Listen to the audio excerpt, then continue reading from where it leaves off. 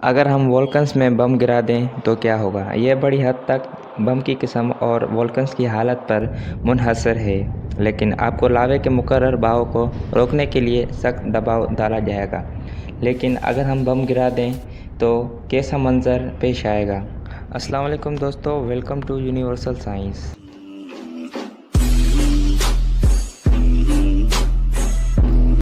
جب 1980 میں Mount Saint heals پھٹا تھا تو ابتدائی کے برابر تھا۔ یہ وسیع پیمانے پر TNT دھماکے کے ساتھ میگاٹن جدید تھرمو نیوکلیئر ہتھیاروں کے پیداوار کے برابر ہے۔ لیکن جو دھماکہ وولکنز کے اوپر سے اڑا دیتا ہے وہ پھٹنے کے دوران جاری ہونے والی کل توانائی کا صرف ایک چھوٹا سا حصہ ہے۔ اگر آپ وولکنز کے گڑھے کے اوپر حصے میں جوہری بم گرا دیتے ہیں تو آپ کو پہاڑ تھوڑا سا چپٹا نظر آئے گا، لیکن آپ وولکنز کو دور نہیں کر سکیں گے کیونکہ وہاں میگما کا کوئی پہلے سے موجود اٹھانا نہیں ہوگا۔ پہلے سے وولکنز پر یا ابھی جو پھٹنے والا ہے، ایک جوہری بم لاوے کے بہاؤ کو تبدیل کر سکتا ہے۔ امریکی فوج اور فضائیہ نے 1935 کے بعد سے متعدد مواقع پر ہوائی میں ریتی بموں کے ساتھ بگنیڈیاں چلائی ہیں تاکہ انفرادی طور پر لاوے کے بہاؤ کو روکنے یا موڑنے کی کوشش کی جا سکے۔ لاوا بھاری، گرم اور بہت ہی گرم ہوتا ہے۔ دوستو، آج میں آپ کو وولکنز کے بارے میں کچھ دلچسپ حقائق بتاؤں گا جن کے بارے میں آپ نہیں جانتے۔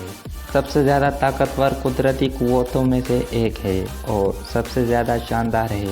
ہم وولکنز کو دور سے خوف سے دیکھتے ہیں اور ہم ان کے قریب جانے سے بھی گھبراتے ہیں، لیکن وولکنز زمینی زندگی میں اتنا اہم کردار ادا کرتے ہیں، یہاں تک کہ ان لوگوں کے لیے جنہوں نے ایک قدم بھی نہیں رکھا، اور ہمارا سیارہ ان کی انتہائی تباہ کن بلکہ اہم سرگرمیوں کا واحد موضوع نہیں ہے۔ وولکنز دیگر پلینٹس اور ایسٹرائڈ پر بھی پائے جاتے ہیں۔ ہمارے پاس مارس، جوپیٹر اور مون کے سیٹلائٹ، ایسٹرائڈ ویسٹا اور ممکنہ طور پر وولکنز کے بہت ہی اچھے ثبوت موجود ہیں۔ وولکنز کے پلموں کی تصاویر، جو ہمارے زمینی تصاویر سے ملتی جلتی ہیں، سیٹلائٹ کے ذریعے حاصل کی گئی ہیں۔ چاند اور مارس کی سطح پر کیلنڈرز اس کے ذریعے بندھے ہوئے ہیں، ایک گڑھا جو وولکنز کے اندرونی حصے سے بنتا ہے۔ ابھی تک کوئی دوسرا سیارہ نہیں ہے جس میں پلیٹ ٹیکٹونکس موجود ہو۔ پلیٹ ٹیکٹونکس زمین پر وولکنز کا تقریباً 60% حصہ بناتا ہے، تعمیری طور پر اور تباہ کن یعنی بالترتیب سمندر کے کنارے اور سبڈکشن زون پر۔ ہم ابھی تک اس وجہ کو پوری طرح نہیں سمجھ سکتے ہیں پلیٹ ٹیکٹونکس صرف زمین پر کیوں موجود ہے۔ بہت سے دلائل زمین کی سطح اور وسیع آبی ذخائر کی اہمیت کی طرف اشارے کرتے ہیں۔ یہ گیلے سمندری تلچھٹ کو کم کرنے کی حق میں ہو سکتا ہے، جس کے نتیجے میں کم کثافت والے براعظمی پرت کو ذیلی کرنے کا حوصلہ افزائی کریں۔ اپنی زمین اور دیگر سیاروں کی مکمل تفہیم سے پہلے ابھی بہت طویل سفر طے کرنا ہے۔ ہماری فضا وولکنز سرگرمیوں کا نتیجہ ہے۔ ابتدائی زمین کا فضا 3.5 یا 4.5 بلین سال پہلے وولکنز کا غلبہ تھا۔ یہ CO2 کے ذریعے جاری کاربن ڈائی آکسائیڈ اور فوٹوسنتھسس کے لیے بنیادی تھی۔ آکسیجن اور فوٹوسنتھسس کاربن اور H2 جمع کرنے کی قیادت تھی۔ آکسیجن کے O تک پہنچنے کے لیے ہمیں 2 بلین سال لگے۔ وولکنز ہائیڈرو تھرمل وینٹ کے ذریعے زندگی کی ابتدا کے لیے بھی بنیادی حیثیت رکھتے ہیں۔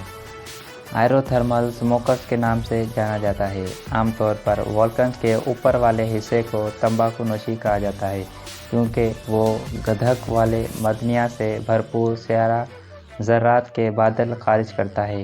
یہ معدنیات گہرے سمندر کے ماحول کی خصوصیات، ٹھنڈے وینٹ، زیادہ تر مواد کے سفید بادل خارج کرتے ہیں۔ انہیں وائٹ اسموک بھی کہا جاتا ہے، جو مختلف قسم کے مائکروبیل کمیونٹیز کی مہربانی کے لیے موزوں ہیں۔ قدیم ترین انسانوں کو معلوم ہوگا کہ وولکنز کے آس پاس کی زمینیں امیر اور زرخیز تھیں۔ یہ کوئی اتفاقی بات نہیں ہے کہ ہمارے آباء و اجداد کا ارتقاء افریقہ میں ہوا۔ بہرحال، وولکنز کے پاس رہنے والوں کے لیے بہت خطرہ ہے، لیکن زمین پر زندگی، ماحول اور زرخیز مٹی نشوونما میں وولکنز کے کلیدی کردار کے بغیر ناممکن ہوتی ہے۔ وولکنز کے بارے میں جان کر آپ کو کیسا لگا؟ جی دوستو، اس کے بارے میں صرف آپ اور میں جانتے ہیں، اسی لیے زیادہ سے زیادہ اس ویڈیو کو شیئر کریں تاکہ ہمارے جیسے اور لوگ بھی وولکنز کے بارے میں جان سکیں۔